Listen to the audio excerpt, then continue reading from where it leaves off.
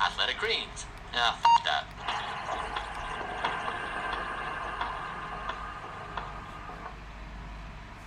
Friends, we know the world is up. Drink AG1.com. AG1 by Athletic Greens. Athletic Greens. It appears to be a supplement of some kind. This episode is brought to you by Athletic Greens. Yeah, that.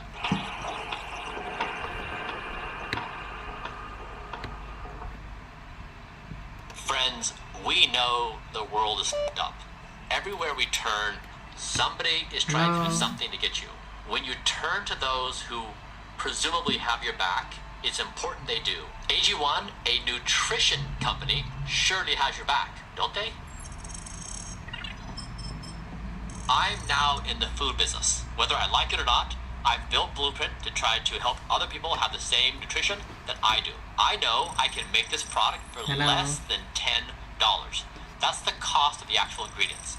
They sell it for $99 for a single purchase. That's a lot of margin to play with, from 10 as a cost to 70 at your doorstep. The point is, AG1 is not what it's hyped to be. It's overpriced, it's overpromised, and it does not deliver the value you think it's delivering. No. There's several other things you should be aware of. First is their insane marketing strategy. We all have trauma from hearing that advertisement every day, all day, from my every friend influencer. from America. I subscribe. Thank you. Hello, America.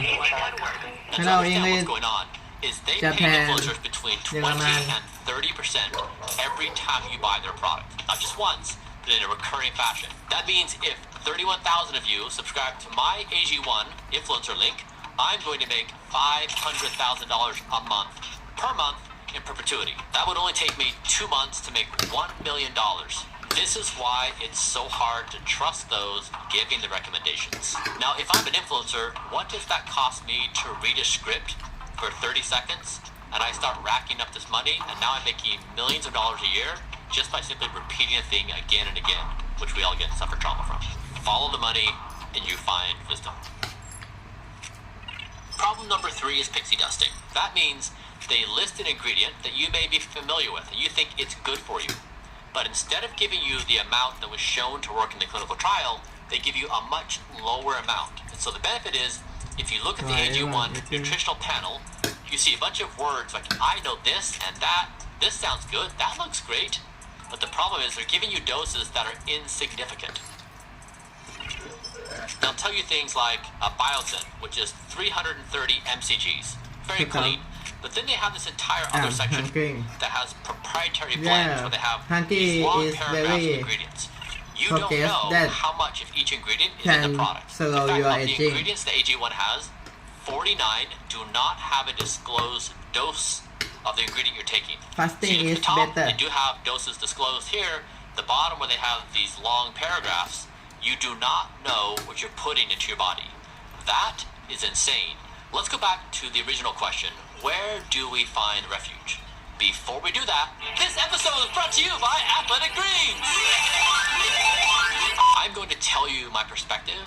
I am in the food and supplement business. I never imagined myself to be here. I never set out to be here because when Blueprint went viral and people wanted to do the Blueprint stack with me, it was too hard to buy all the supplements, put everything together, and so the most common request I received was, make this easy and consumable for all of us. And I said, you know what? Okay, I'll do it. So let me tell you what we do at Blueprint.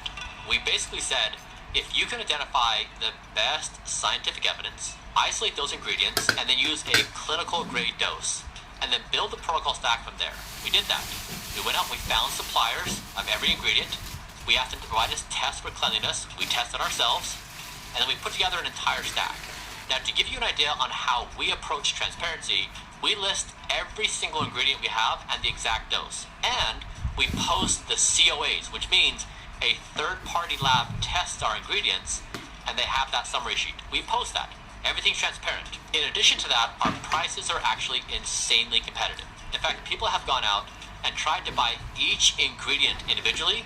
They still can't buy it at a lower cost than what we've done. So we are lower cost than anything anybody can do on their own. Now contrast that with AG1, I can buy the cost of their materials for $10. I can sell it to you for about $30. That allows me to get it into manufacturing, into the warehouse, and ship it to your front door.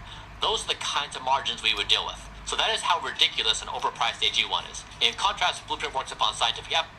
Today, I'm going to tell you about the 6 habits that are wrecking your sleep. High quality sleep has changed my life. There is literally nothing I do in my life that changes my conscious experience more than sleep. Now, I came from a place of really bad sleep. 3 little babies, being a full-time entrepreneur, grinding at work, having some challenges on the home front. I know what it feels like to have really bad sleep for a very long time. Healthy lifestyle is... I'm visiting one of the world's so-called blue zones to find out why its residents live longer, healthier lives than average. Many of those in Loma Linda, California, are Seventh-day Adventists, a religious group that really values health and community. Hey, you must be Laura! Awesome! So good to meet you, Laura. Would you like for me to prepare your breakfast? Oh, yes, please. Oh, That would be that would lovely. be awesome. What I can see already here looks very healthy Yes, and very tasty. we enjoy fruits and nuts and greens and all of this stuff. This is We want to eat matcha green healthy. tea and We milk. want to exercise because my body is the temple of God. So if I stay strong and clear-minded, I'll be of service. Living this life is centered around what the Adventists refer to as the health message. Healthy lifestyle is to refrain from unhealthy activities, more family-oriented lifestyle. Aside from that duty to protect physical health that exists here, community spirit is strong. What I didn't realize was how important socialization is to your brain. And without it, it seems to shrink and go away. And so the ability to just have heart-opening, brain-opening conversations is very, very, very important. And that mental stimulation matters. As we get older, our brains shrink. We lose brain cells and brain connections. This can impact our memory and our attention spans. It doesn't happen to everyone equally, though. Our bodies age, our brain ages at different speeds based on different things. There are 87-year-olds that are sharp as a whip, and part of it's genetics and part of it's lifestyle. The life you lead informs your genetics, and your genetics then expresses itself based on the interactions you have with your environment, which is why social interaction is so important. Social interaction is basically exercising your brain. As we start to understand more about how it works and ages, experts are taking advantage of the power of AI and big data. It helps them see patterns of how cognitive decline can play out, and indeed the disease process when it comes to something like dementia.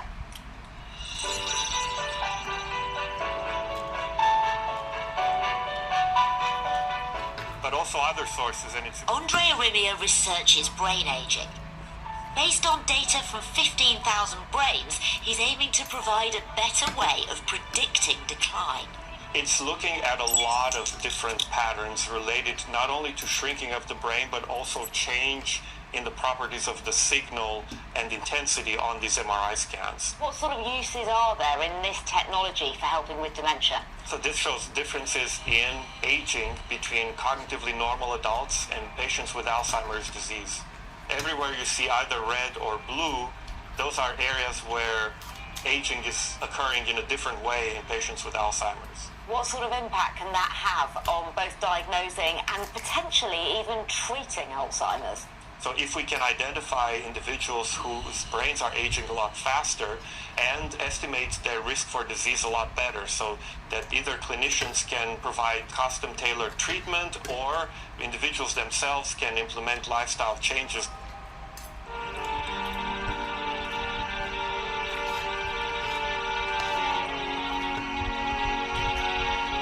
I am a professional rejuvenation athlete. I love it. Tech entrepreneur Brian Johnson is spending millions trying to turn back time on his body. I visited him last year to unearth his extreme and sometimes controversial regime of fitness, fasting, a load of tablets, tracking and treatments, and I'm back to see how it's going. What have you achieved? What's possible and what's proving challenging? Hearing still remains something we can't do much about. Heart health, we've made great strides in. My cardiovascular ability, my bone mineral density, my strength. Can you talk me through what you're looking at in your brain and then any kind of interventions you're doing to try and reverse that biological age? The brain shrinks and changes over time, so you're looking at the actual brain, and then functionally you're looking at how it actually works. But then what can you do next? So we've done several things. Like last year when we spoke, I mentioned that I had problems where my posture was poor like this, and it actually... I mean, not now. Yeah, I fixed it. Yeah. And it lessened my blood flow. And so with bad posture, I had white matter hyperintensity. So this is like a scarring for the brain. When I fixed my posture, and I did the physical therapy exercises, I reduced my white matter hyperintensities by 9 years. So I dramatically reduced my brain age by fixing my posture. What we have to remember is that if you do an experiment on an individual, that is very different than an experiment on a population that can be peer-reviewed and replicated.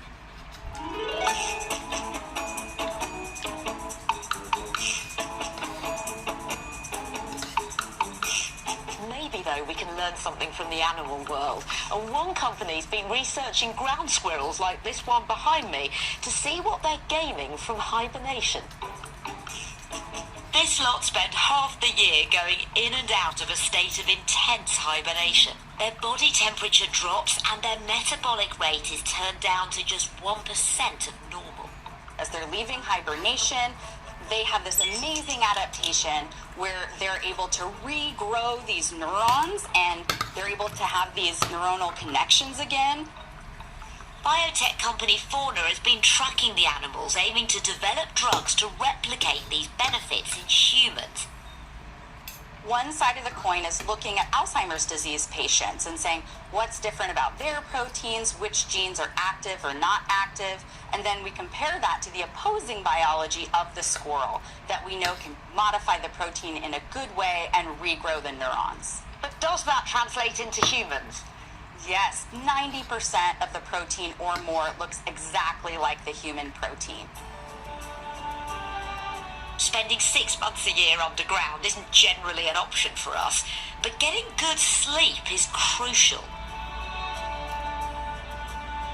Sleep is the single most effective thing that you can do each and every day to reset your brain and body health. Your brain has a cleansing system. We knew that your body had one. It's called the lymphatic system. You've heard of that. We didn't think the brain had one, but it does. And it's called the glymphatic system, named after the glial cells that make it up. It was specifically during sleep and during deep sleep that this sort of, power cleanse for the brain began to unfold. Why is this relevant for Alzheimer's? Because two of the pieces of metabolic buildup of this detritus that was washed away by the glymphatic system during sleep were things called beta amyloid and tau protein, which are two of the culprits underlying Alzheimer's. You don't start to see the decline in your deep sleep that is associated with Alzheimer's risk in your 60s or your 70s. it begins in your late 30s. So what if I could shift from a model of late-stage treatment to a model of midlife prevention? And could we start to help the brain at that midlife stage?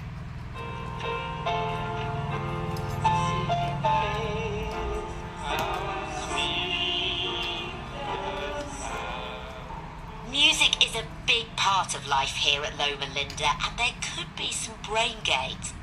Recent studies suggest that learning a musical instrument or even singing throughout your life could benefit your brain health in later years.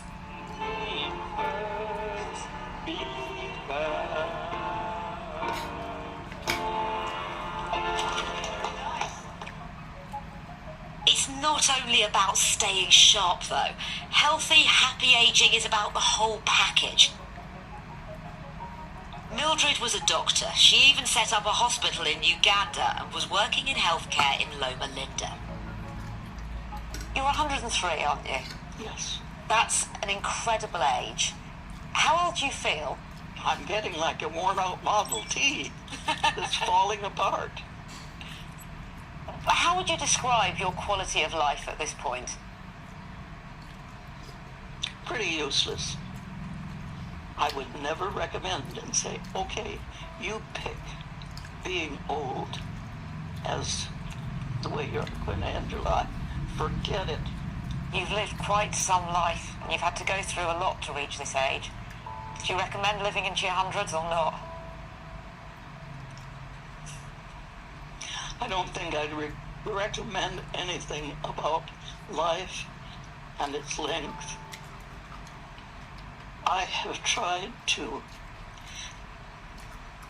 be happy, and I've managed pretty well.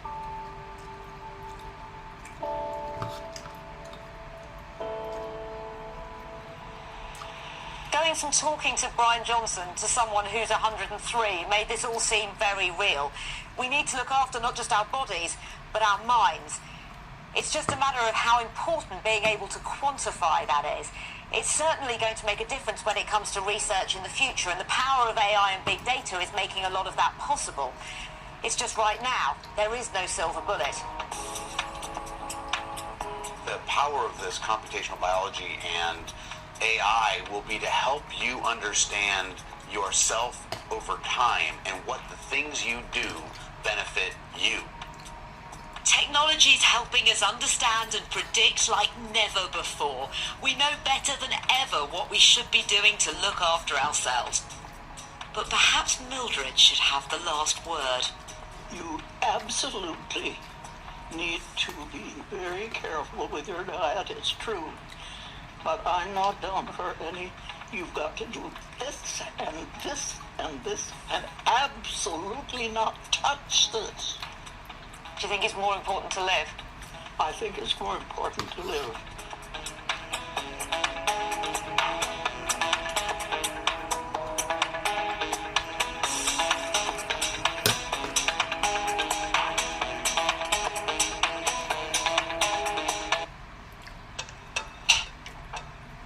Ready to rumble. Everyone worries, I think, about death. And so people have always questioned whether this was something that you could actually control. A lot of people don't realize how much power we actually have over our aging process. Aging is a subject matter that seems to be shrouded in all kinds of mystery. I don't believe aging is a bad thing. I believe that we should want to age well, inside and out, and it is possible. What is that lifelong story, that trajectory of what we should be doing for our gender, for our age, for our genetic background that will make the aging process most beautiful for us? Physical exercise and good health. Those things act importantly to reduce the likelihood and eliminate age-related memory loss, or at least significantly restrict it. We evolved to live long in order to be physically active, and that physical activity helps us to live longer and stay healthy.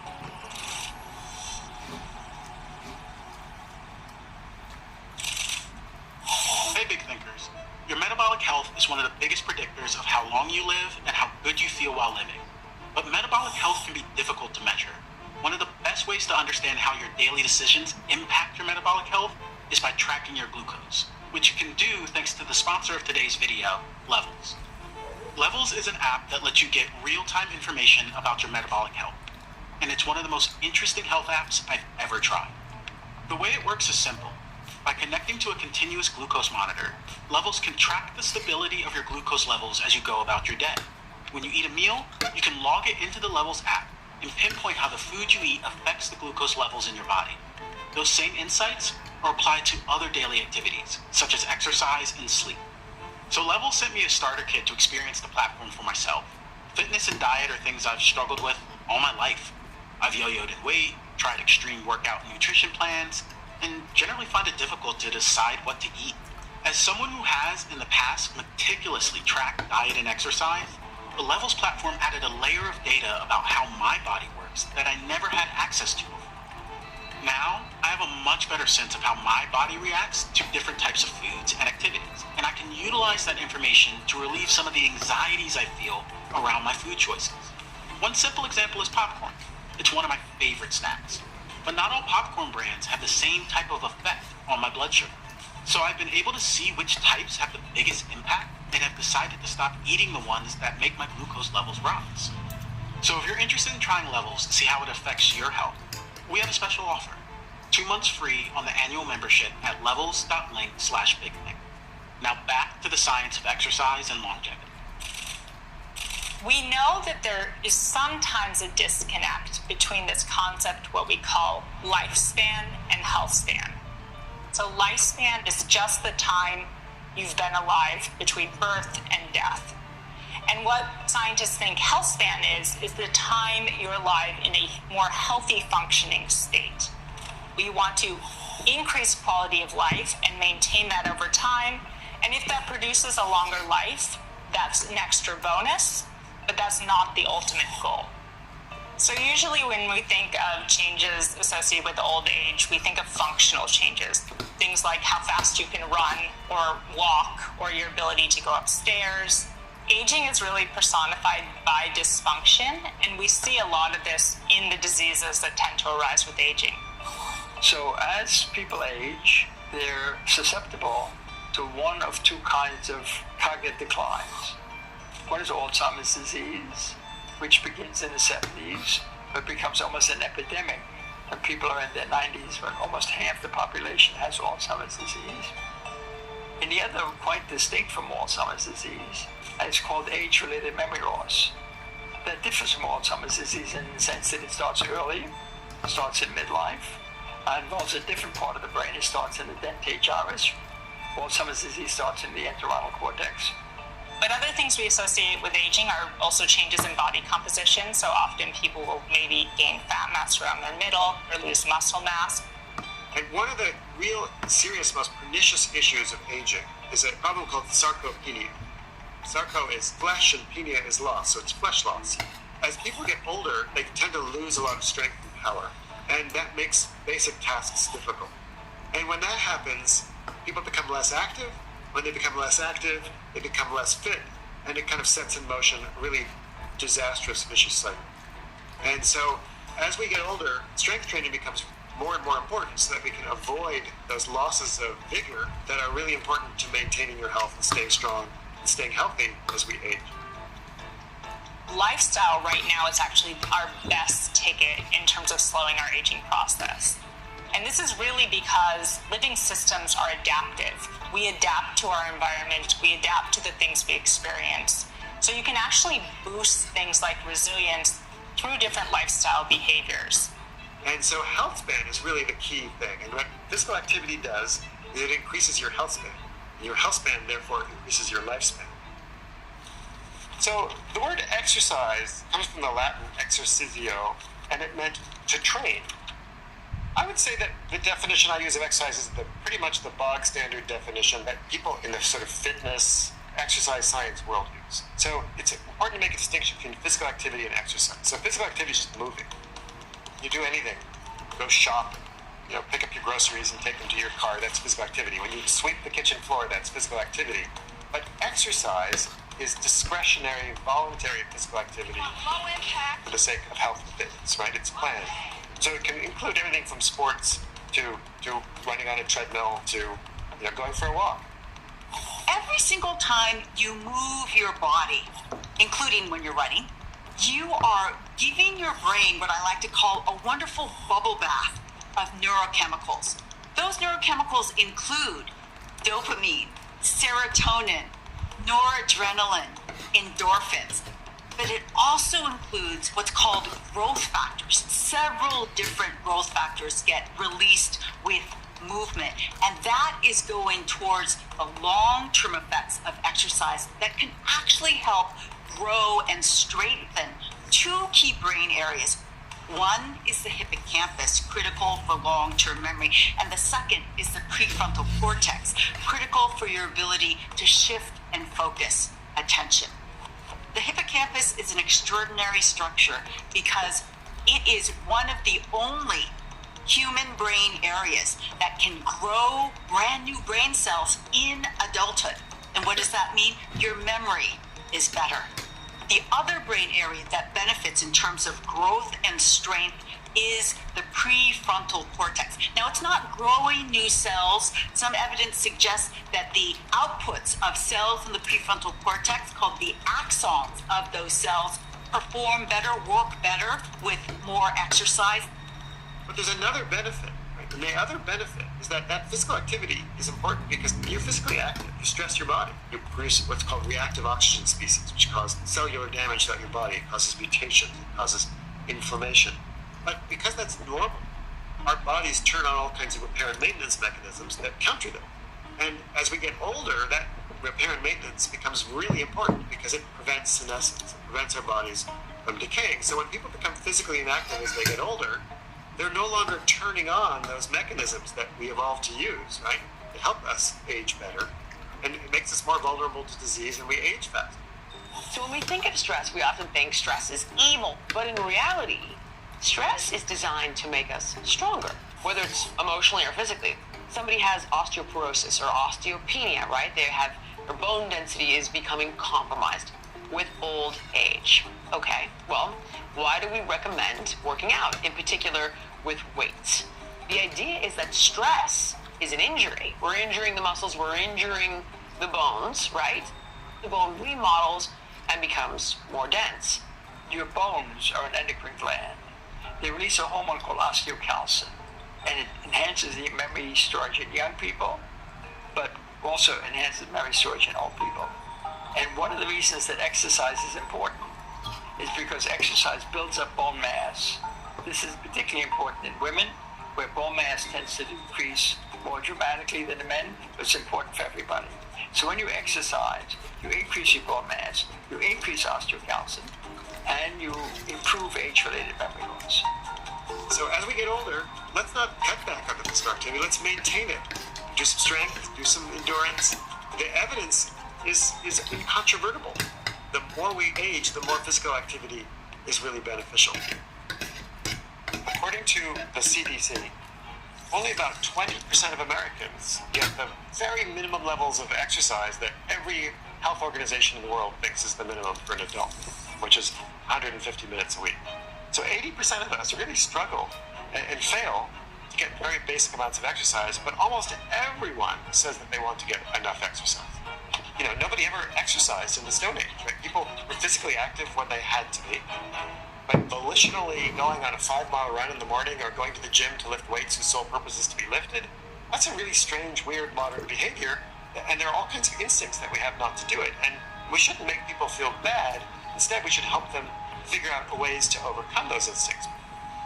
And so, in order for these behaviors in the moment that are less than pleasurable to become manageable, you've got to have perspective and a long-term goal that's worth it. And we call that finding your why. Is it, I want to wear a 2-piece instead of a 1-piece at spring break because I'm 22?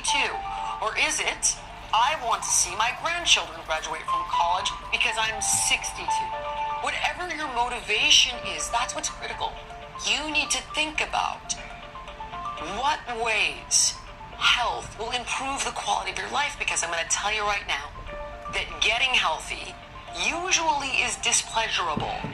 So everybody wonders about what is the best time to work out. And my first answer to that question is always anytime you can fit it in from morning till night, fit it in. Physical activity is the most transformative thing that you can do, not only for your body, but for your brain as well. That is the key message. And you don't have to become a marathon runner, a triathlete to get these benefits. In fact, lots of research shows that physical activities like running actually cause your joints to repair themselves, to stay healthy. But you have to learn how to do it properly. One of the ways which we medicalize exercise in the Western world is we think there's a certain amount you should do. Like we prescribe it, you know? You should take 2 aspirin, you should get 8 hours of sleep, and you should walk 10,000 steps a day. You know, we like that, right? And there's nothing necessarily wrong with a goal.